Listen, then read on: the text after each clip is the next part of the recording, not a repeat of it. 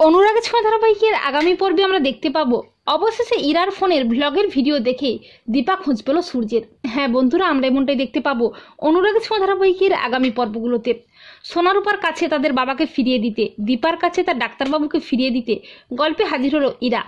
Doctor স্মিথের সাথে একটা বিশেষ প্রয়োজনে ইরা হসপিটালে আসে, আর সেখানেই আলাপ হয় দীপার সাথে। ইরা একজন মেডিকেল স্টুডেন্ট, তাই সে গ্রামের একটা হেলথ সেন্টারে যায় ইন্টার্নশিপের জন্য। আর সেই গ্রামেই হেলথ সেন্টারে সূর্য রোগী দেখার কাজ করে। আর ইরা যখন গ্রামে যায় তখন কয়েকজন বদমাশ লোক ইরাকে বিরক্ত করে, আর তখন সূর্য সেই পথ দিয়ে যায় গাড়ি নিয়ে। সূর্য ইরাকে বদমাশ লোকগুলোর হাত থেকে উদ্ধার করে ইরাকে নিয়ে যায় হেলথ সেন্টারে। আর ইরা সূর্যের সাথে কথা বলার চেষ্টা করে, কিন্তু সূর্য খুব একটা বেশি কথা বলে না ইরার সাথে। তখন ইরা খুব ভালোভাবেই বুঝতে পারে ইনি খুব রাগী ও বদমেজাজি, কিন্তু ইরা এটা জানতো না যে সূর্য একজন ডক্টর। এরপর সেখানে সূর্যকে যখন সবাই ডক্টর বলে সম্বোধন করে তখন ইরা চমকে যায়। ইরা মনে মনে বেশ খুশি হয়ে যায়, মনে মনে ভাবে এই তবে সেই খিটখিটে ও বদমেজাজি ডক্টর, এনাকে আমি কত কথাই না বলে ফেলেছি। এই বলে ইরা সূর্যের কাছে ক্ষমা চাওয়ার চেষ্টা করে। আর সেখানকার মানুষজন ইরাকে সূর্যের বউ মনে করে নানা রকম কথা বলতে থাকে। তখন সূর্য প্রচণ্ড ক্ষেপে গিয়ে চিৎকার করে বলে, আমার কেউ নেই, আমি একা। তখন ইরা খুব খুশি হয়ে যায়। তবে সূর্য ইরাকে খুব একটা পাত্তা দেয় না। আর ইরা ব্লগ ভিডিও করতে খুবই ভালোবাসে, তাই ইরা হেলথ সেন্টারে ভিডিও শুরু করে দেয়। আর সেই ভিডিওতে সূর্যও থাকে নিজের অজান্তে। এরপর কয়েকদিন পর ইরা একটা বিশেষ প্রয়োজনে কলকাতায় আসে। আর তখন ইরার মনে পড়ে যায় দীপার কথা।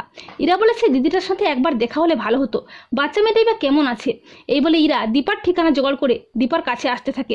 অপরদিকে রূপা যখন দীপার কাছে বারবার জিজ্ঞাসা করে বাবার কথা, আর দীপা যখন রূপাকে বোঝানোর চেষ্টা করে, তখন হঠাৎই সেখানে ইরা আসে। ইরাকে দেখে অবাক হয়ে যায় দীপা। ইরা সোনারূপাকে অনেক আদর করে। এরপর ইরা বলে, দিদি এই শহরে আমার তো কেউ নেই, তাই আমি তোমার কাছেই চলে এলাম। যে গ্রামের হেলথ সেন্টারে আমি প্র্যাকটিস করি সেই ডক্টরটা না কেমন একটা বদমেজাজি, খিটখিটিয়ে, কিন্তু দেখতে একেবারে হিরো। এই বলে ইরা তার ফোনটা বের করে ভিডিওটি চালিয়ে দেখায় দীপা ও সোনারূপার কাছে। আর সেই ভিডিওতে হঠাৎই সূর্যকে দেখে চমকে ওঠে দীপা। দীপা চিৎকার করে বলে, ডাক্তারবাবু। আর সোনারূপাও বলে, বাবা এই ভিডিওতে। কিন্তু ইরা বুঝতে পারে না দীপা ও সোনারূপা কি বলছে।